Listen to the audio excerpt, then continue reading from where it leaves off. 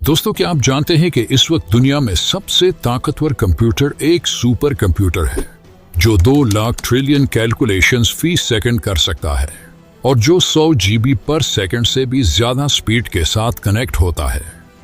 लेकिन कुरान पाक में मौजूद एक सूरत ऐसी भी है जिसमें मौजूद कोडिंग के आगे ये जदीद सुपर कंप्यूटर भी सिफर है।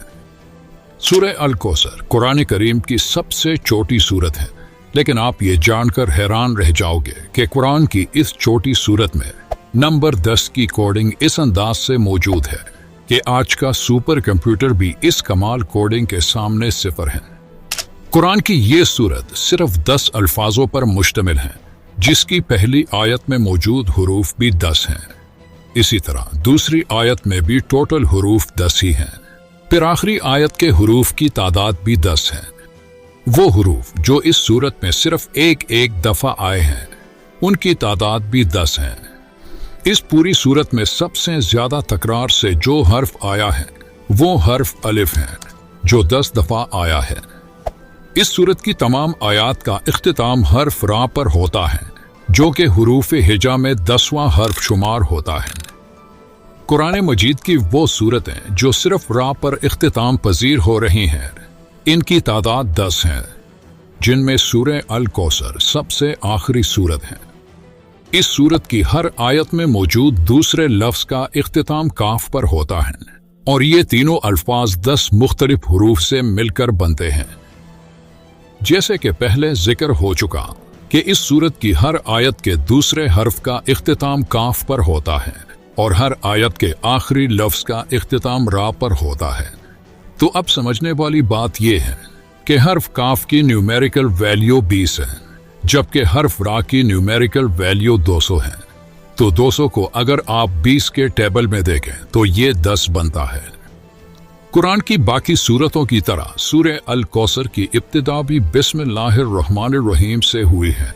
अब गौर करें कि बिस्मिल्लाहिर्रहमानिर्रहीम के आखिर और इब्तिदा दोनों तरफ से आप देखें तो इसमें मौजूद हर्फ रा का नंबर 10 ही आता है, जबकि सिर्फ बिस्मिल्लाह में मौजूद हुरूफ की तादाद भी 10 ही है।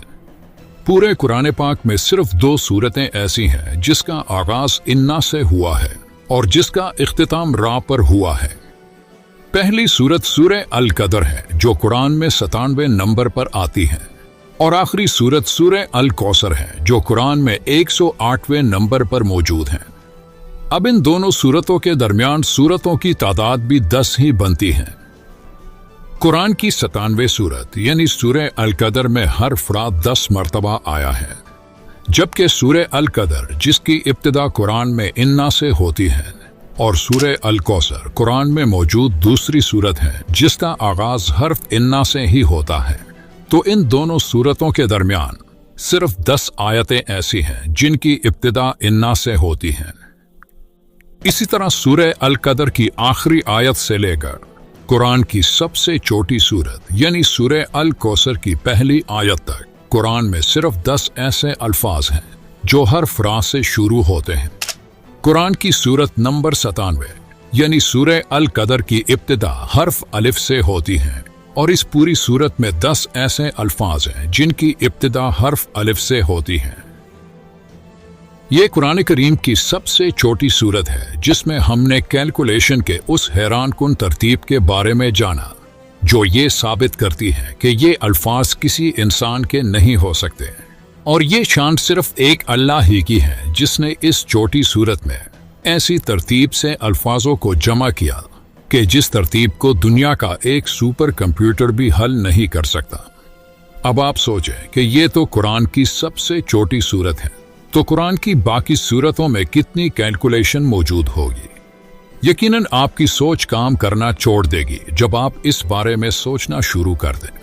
और इसीलिए अल्लाह ताला कुरान मजीद में फरमाता है कि हमने अपने बंदे पर जो कुछ नाजिल किया है, अगर तुम्हें इसमें शक हो तो इस जैसी एक सूरत ही ले आओ